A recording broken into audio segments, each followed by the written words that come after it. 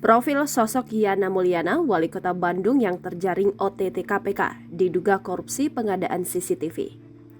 Yana Mulyana terjaring operasi tangkap tangan oleh Komisi Pemberantasan Korupsi. Yana Mulyana yang tercatat sebagai wali kota Bandung ini di OTT KPK diduga karena terlibat kasus pidana suap pengadaan CCTV dan jasa penyedia jaringan internet. Menurut informasi, OTT KPK dilakukan Komisi Anti Rasuah itu pada Jumat 14 April 2023 sejak siang hingga malam hari. Setelah dilakukan pemeriksaan, para terduga pelaku korupsi ini diterbangkan ke Jakarta. Selain Yana Mulyana, beberapa orang juga turut diamankan dalam peristiwa OTT ini.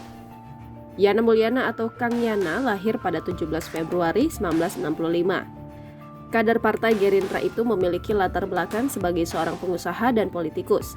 Dia menduduki jabatan wali kota Bandung sisa masa jabatan 2018 hingga 2023 menggantikan Odet Muhammad Daniel. Kang Yana merupakan anak dari tokoh angkatan 45 Suparjo. Sebelum menjadi wakil wali kota Bandung, Yana dikenal sukses sebagai pengusaha. Ia juga memiliki bisnis properti dan beberapa lini usaha lainnya. Ia juga pendiri Radio Rase FM. Kiprah Yana di Rase FM dimulai pada 1987 ketika ia melanjutkan proses perizinan pendirian Radio Rase yang sebelumnya sempat tertunda.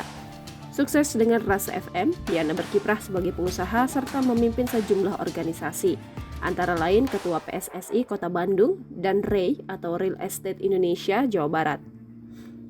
Riwayat pendidikannya, Yana menempuh pendidikan SD Negeri Panorama 1977, SMP Negeri 15 Bandung di tahun 1980, SMA Negeri 5 Bandung di tahun 1983, S1 Fakultas Ekonomi Universitas Islam Nusantara Bandung di tahun 2003. Jangan lupa subscribe, share, komen, dan like ya!